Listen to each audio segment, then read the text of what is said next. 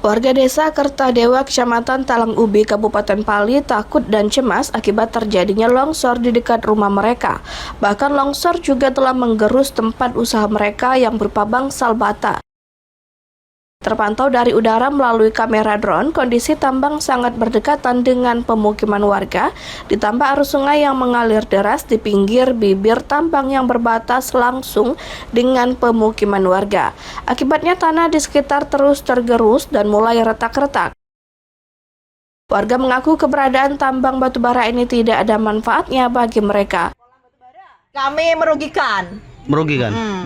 Inilah dampaknya baru terasa sekarang. Kalau kami ini bukan cari ketanya, cuma beli debunya, bay. Debu Nah, ya, itu, bay, yo. Bikin khawatir ya.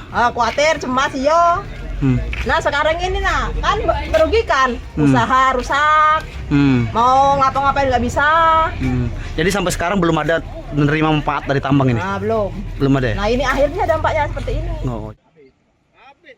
Warga juga mengalami kerugian, pasalnya tempat usaha mereka rusak akibat longsor ini.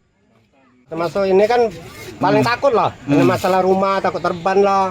Ini kan terbukti bansal habis satu. Nah ini kan lo tamu tinggal dewek kan masih terus. Takut lah kami ini masalah bencana ini kan.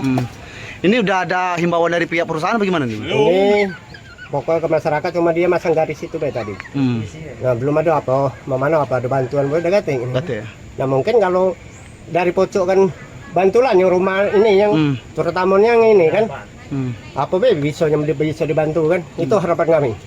Jadi takut ke sini? Ya takut lah. Ini kan juga lah kedalaman ini lah berapa meter ini. Nah paling takut lah.